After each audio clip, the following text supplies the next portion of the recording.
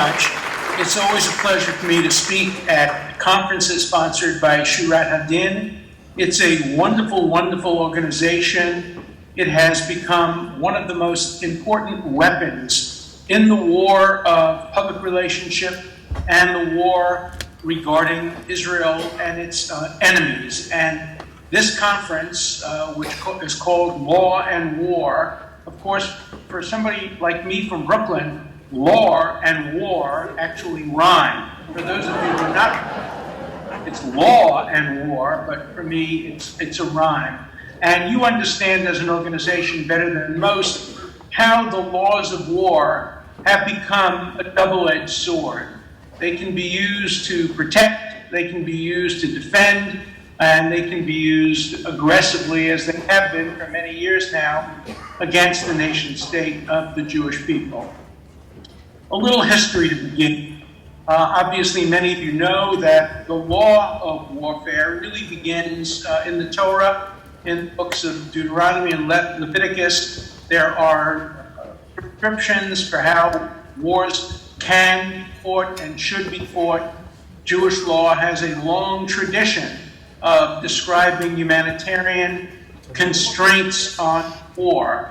But the modern law of war really emerged following the Second World War, particularly with the Nuremberg trial. My mentor and friend, Telford Taylor, who was also active with me in the Soviet Jewry movement in the 1970s, was the United States chief prosecutor at Nuremberg and helped with other people like Ben Ferenc, still alive, and who was the subject of a new film called Prosecuting Evil, how the law of war emerged at the end of the Second World War.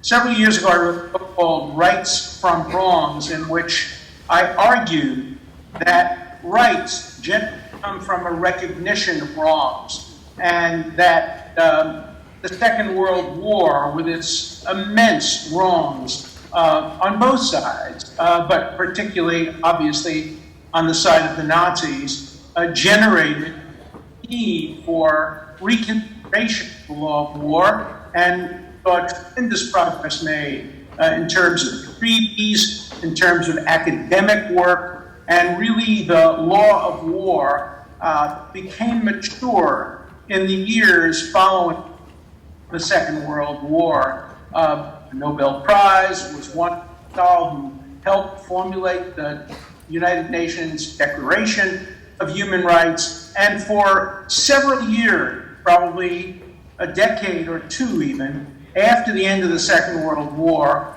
we saw the laws regulating war applied objectively and neutrally to all countries in an effort to really achieve the rule of law governing the actions, military actions. That changed in the 1970s, and there were many reasons for that. In the late 1960s, 1970s, I taught the first course at Harvard Law School on the law of war regulating the Vietnam conflict. You all remember, if you're old enough to recall, that the Vietnam War created a terrific conflict. Again, my friend Telford Taylor wrote a book called Nuremberg in Vietnam, in which he tried to apply the Nuremberg principles to the Vietnam War.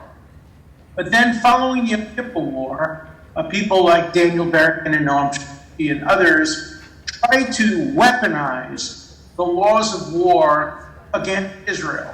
When the Soviet Union broke diplomatic relations in 1967, the pressure after the 1973, hard-left academics began to distort the laws of war to turn weapons against the nation state of the Jewish people. And there were really three components of the laws of war that I would like to briefly discuss, each of them today, and how they apply to the current conflict world, particularly the conflicts between Israel, the Palestinians, and the Arab state. The three concepts I want to are ad bellum, is the laws regulating when it's appropriate to wage a war jus ad in bello, when appropriate to take certain actions within a war, once the war is being fought, and jus post bellum, what the rules are following a war, particularly a war in which an has been victorious. Israel was in the 1967 and 1973 wars. So let's start with jus ad bellum, when it's appropriate to wage a war. And academics have made a distinction, and it's a distinction which sometimes holds and a distinction which sometimes becomes a mandatory, but a distinction between preventive war and preemptive war. Now, we all understand what preemptive war means. Israel's attack on the Egyptian Air Force and the Syrian Air Force in June of 1967 was the paradigm of a preemptive war, and that's taught in law schools and political science departments all over the world. Israel reasoned to believe that Egypt was on the verge of attack, and it had the right under laws of war to preempt that attack by destroying the Air Force that was poised to try to attack Israeli civilian targets. This is now claimed that Egypt was only bluffing in 1907, that they weren't planning to. No one will ever know the answer to that question, and it's irrelevant to the law of war, because the law of war requires that the attacked nation reasonably believe, and that the objective evidence reasonably believe that they were at risk of being attacked. And obviously the decision by Nasser to close the Straits of Tiran, to throw out the UN observers, and to move troops into the Sinai Desert in close proximity to the border to Israel constituted sufficient a sufficient act of war to justify Israel taking preemptive action. And the world recognized that. And Israel was not condemned. At the United Nations, by academic extremists, tried to make the argument that Israel could have waited longer, but it was justified, and that helped to establish precedent for preemptive attack.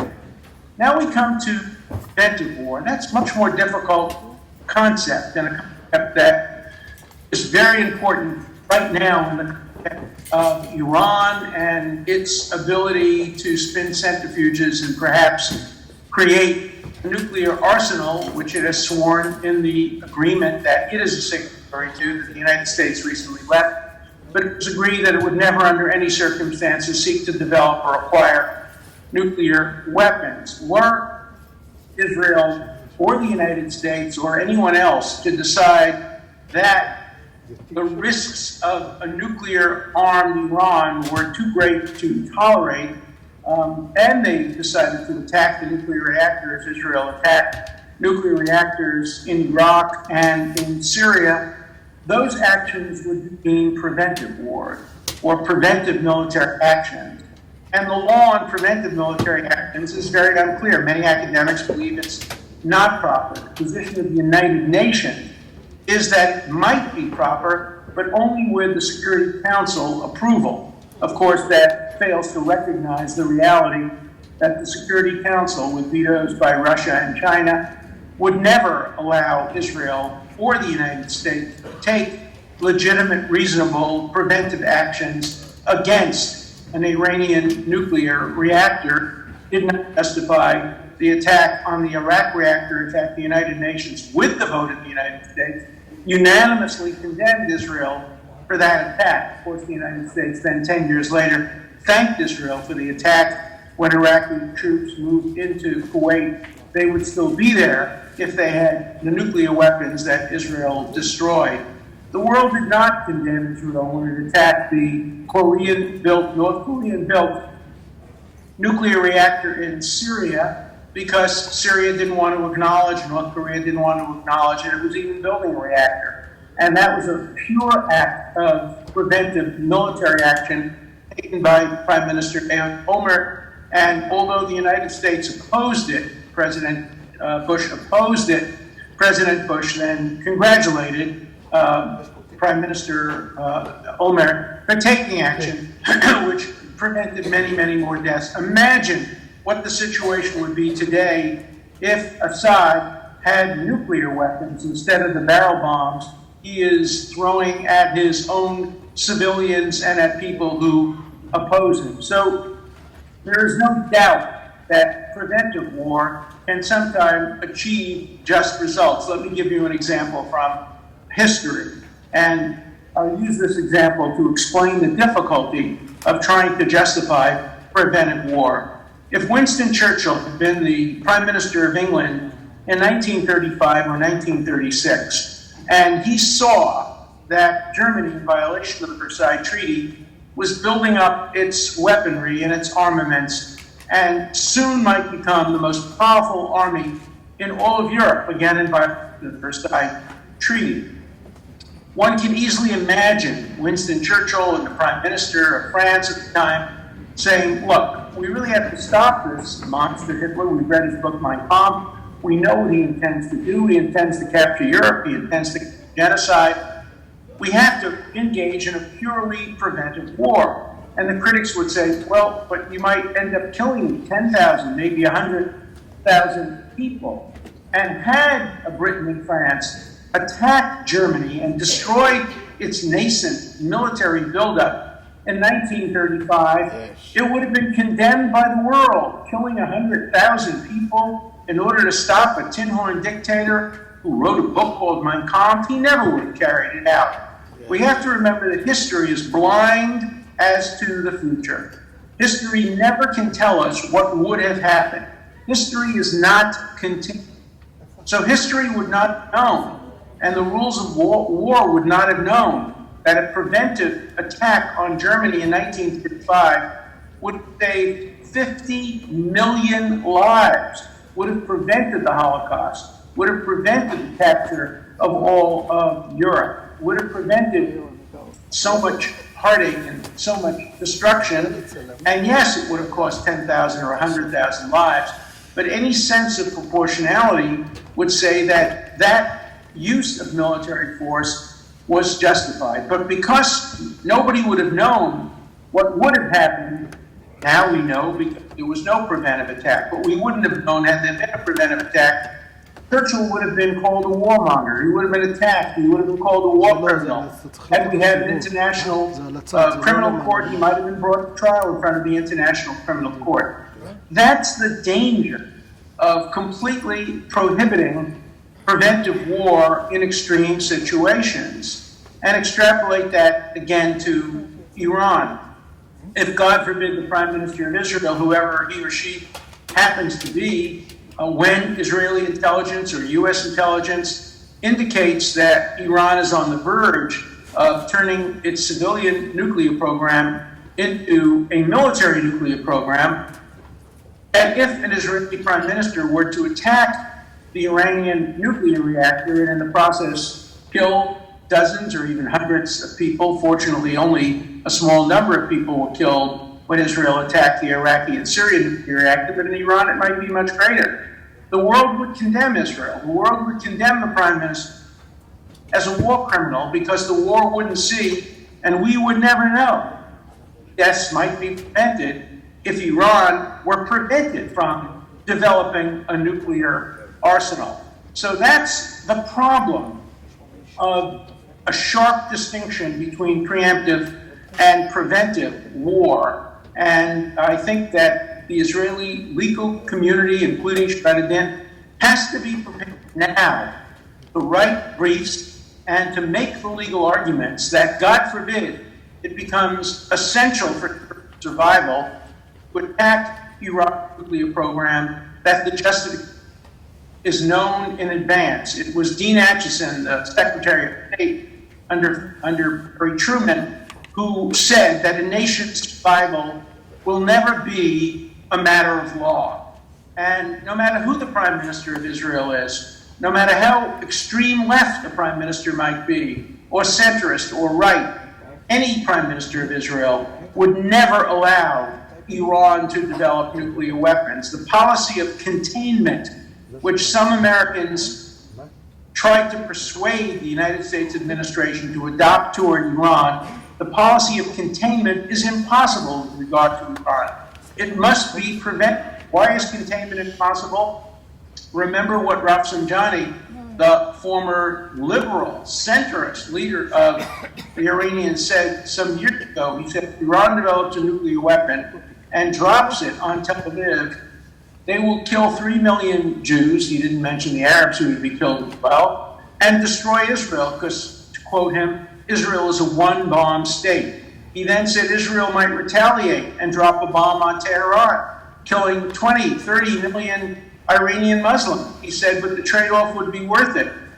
It would destroy Israel, and Islam would survive, and Iran would survive. When you have a person making those kinds of calculations in a position of leadership, you understand that there might someday be a need for Israel or the United States to engage in preventive war. We all hope it's not necessary. As George Washington said in his inaugural address, the best way to prevent war is to make your enemies understand that you are ready to wage it. And the world has to understand Israel, the United States, are ready to wage preventive war against Iran if it becomes close to developing nuclear weapons. Now, those of us in this room can't help Israel prepare for the military aspects, but we can join together and help Israel prepare for the legal aspects of that. And by the way, creating briefs justifying the use of preventive, proportional, preventive military actions also helps serve as a deterrent, because the message becomes clear to Iran and to the mullahs that Israel is prepared to do what it has to do to stop itself from becoming the victim of the one-bomb state theory that Iran clearly has in its back pocket. So those are the distinctions between preventive war and preemptive war, particularly in the context of the threat of nuclear war. The second distinction that's important grows out of the law of jus in bello, and that is rights and a law during a battle, during a war. And we've seen so much attention paid to that, for example, in the Goldstone report, the despicable Goldstone report, which was drafted by a group of people headed by Richard Goldstone, who was deliberately selected to head the commission because of his connections to Israel and his Jewish background, and wrote a reprehensible report in which he basically said Israel deliberately targeted civilians and that Hamas never used civilians or civilian areas as human adults. He was wrong on both scores. Israel was able, through the use of photographic images, satellite images, and other hard evidence to demonstrate that he was wrong. But the Goldstone report was all about in bello acts during wartime. And there are two issues that are critically important during a war. One is the principle of the principle of requiring always a distinction between civilian targets and military targets, something Israel takes very, very seriously. Israel is that the new F-36, whatever it's going to be, has a cockpit for 3 people, a pilot, a navigator, a lawyer. Because Israel, with compliance with the rule of law and advocate general, does nothing without compliance with the rule of law. Israel is one of the only countries in the world, not even the United States, where the advocate general has authority over the military generals to tell them that they cannot take certain military actions. In the United States, the advocate general's advice is that, merely advisory. In the United States, it's advisory. In Israel, it's binding. So the principle of distinction is one that Israel has always followed. It's one the Arab states have never followed. During the 1973 war, documents were revealed in which the Syrian Egyptian instructed to kill civilians and not to civilians. The Syrian army had instruction when they were prepared to come down Golan Heights and come into civilian areas in the north of Israel to destroy civilians in the cities that had captured. Israel, of course, never does that. And civilian casualties inflicted by Israel in the 1973 war were relatively minimal compared to other wars fought under similar circumstances. Now, there's one principle with the concept of distinction widely misunderstood. and that's the principle of proportionality. A lot of people think that the principle of proportionality requires that when Hamas fires rockets at Israel and doesn't kill anybody, Israel can't respond in a way that might kill a lot of Hamas members. That's not the rule of proportionality. If a nation is attacked, it responds disproportionately to the attack. It may kill thousands and thousands of soldiers, enemy soldiers, in response to the killing of one or two Israeli soldiers. There are no limits on the number of soldiers that can be killed in response to a military attack. Proportionality simply doesn't operate in the context of military actions, military targets. Proportionality only operates when a target has the potential of including civilians as collateral damage. And then the rule of proportionality says that you have to evaluate the likely number of civilians that would be killed against the importance of the military action that's being taken. I'll give you an example from this week's news. It is reported that President Trump withdrew his attack on Iran because he was told that 150 people would be killed. We don't know whether he was told that there would be civilians or not, but if he was told they would be civilians, he may have made the decision based, at least implicitly, on rules of proportionality. The military target was an important one, but not a central one to the United States' survival, and it would have cost 150 lives. Well, he may have thought that too many. As I mentioned previously, in the attack on the Iraqi nuclear, my recollection is 12 Iraqi soldiers, one French civilian were killed. That clearly satisfied rules of proportionality. In the Syrian attack, I think we had similar results. But if, for example, one terrorist were hiding in a hospital filled with children and 6 civilians, it would be a violation of the rule of proportionality to attack that hospital, to kill one terrorist with the risk of killing so many civilians. On the other hand, if you have 10 terror buildings actually occurred some years ago, and you have some civilians in the building, that would be a case on proportionality. Israel used a smaller bomb to avoid problems of proportionality and failed to destroy its target.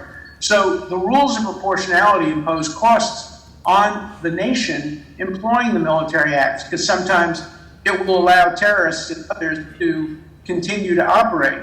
And of course, terrorism poses significant problems with the rules of distinction. How do you distinguish between a combatant and a non-combatant when terrorists are combatants by night and civilians by day, or combatants wear civilian clothing, or combatants hide among civilians? The rules of distinction were built to respond to Hiroshima and Dresden, when the United States and Great Britain bombed military targets, to be sure, but military targets that knew had lots and lots and lots of civilians, hundreds of thousands, tens of thousands. Both of those actions almost violated the rules of proportionality, but the rules of proportionality don't have quantification or quantitative number. So that's in bello.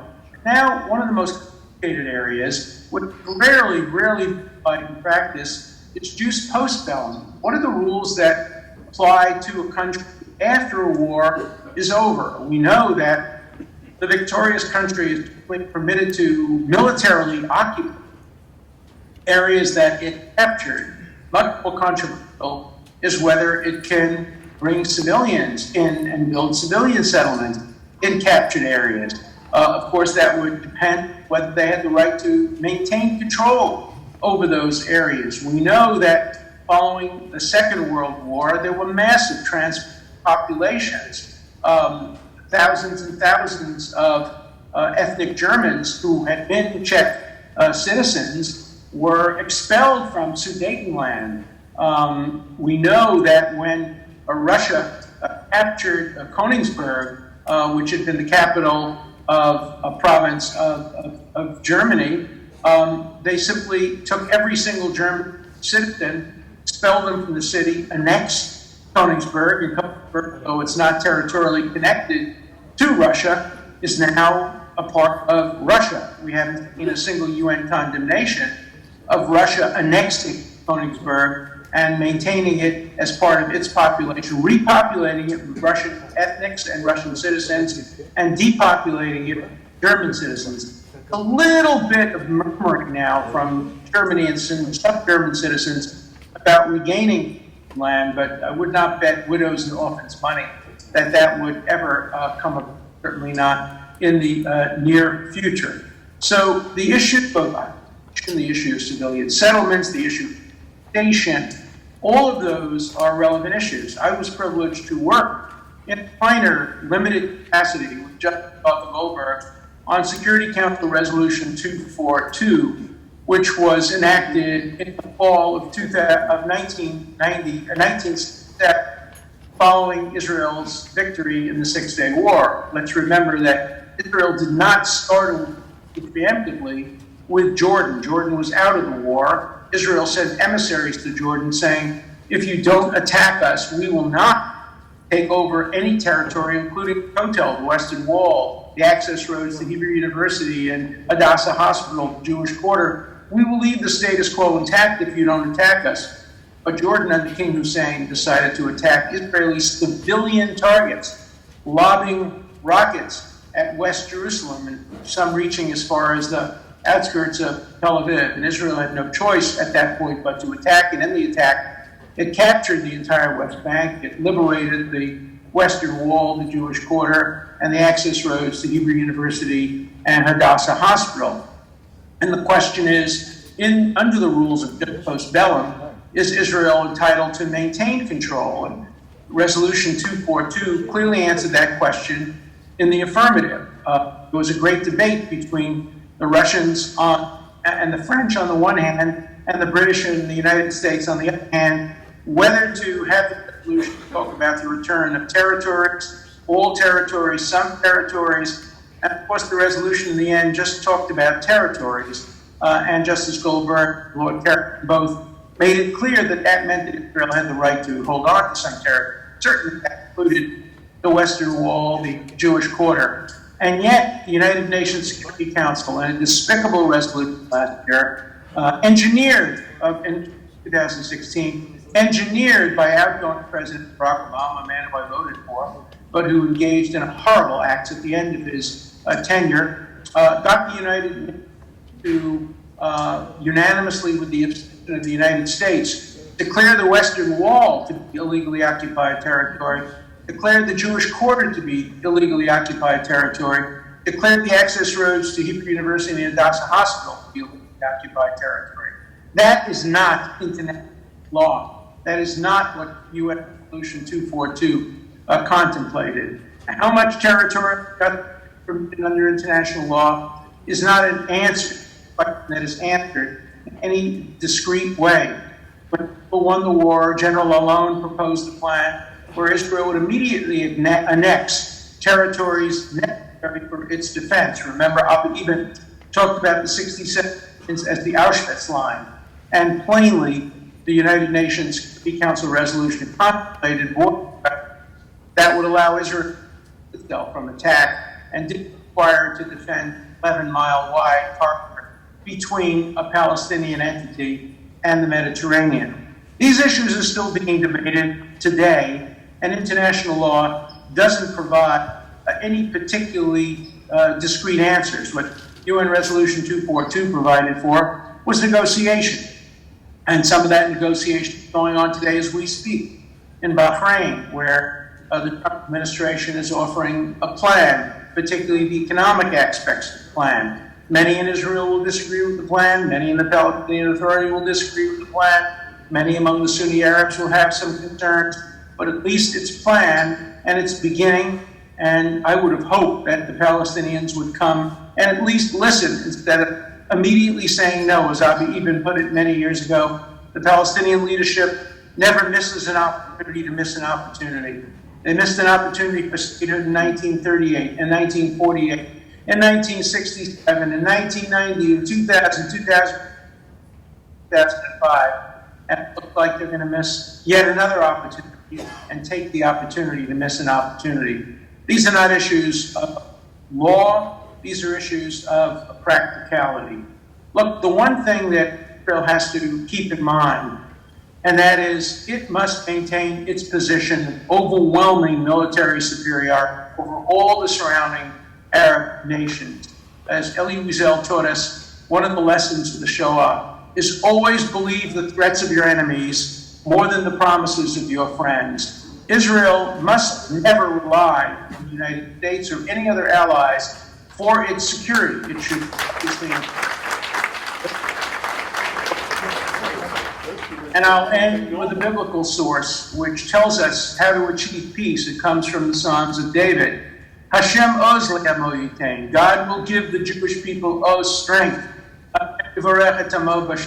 Only then will the Jewish people get peace. We have known from the beginning that peace for the Jewish people will only come through disproportionate, overwhelming strength, military strength, economic strength, scientific strength, technological strength, intelligence strength, strength from support from American Jews and American Christians in the United States. So never, ever consider the laws of war as a barrier to becoming the strongest nation, to becoming a nation that's self-sufficient, a nation that can always, always defend itself. I'm often asked whether I'm a pessimist or an optimist, and an Israeli told me a very good definition. He said, Israel, a pessimist, somebody who's, things are so bad they can't possibly get any worse. An optimist said, yes, they can. But not in that sense. No Jew can ever be a total optimist. We know the history of Jewish life, where good times are often followed by very bad times. Weimar Germany was a very good time, and it was followed by disaster. There are good times now. Israel is strong. Israel is diplomatically strong, militarily strong, scientifically strong, economically strong. But Iran threatens it, Hezbollah threatens it, Hamas threatens it. So without regard to the law, without regard to human rights concerns, Israel must maintain its status as the strongest country in the Middle East. It must have the strongest, and as I think it was Prime Minister Ben-Gurion, and then he was parroted by Prime Minister Netanyahu very well when he said, if the Arabs laid down their arms, there would be peace. If the Israelis laid down their arms, there would be no Israel. And so it's so important for Israel to maintain its qualitative military superiority. With the help of Shurat HaDin, Israel will only use its arms in a moral way as it has throughout its history.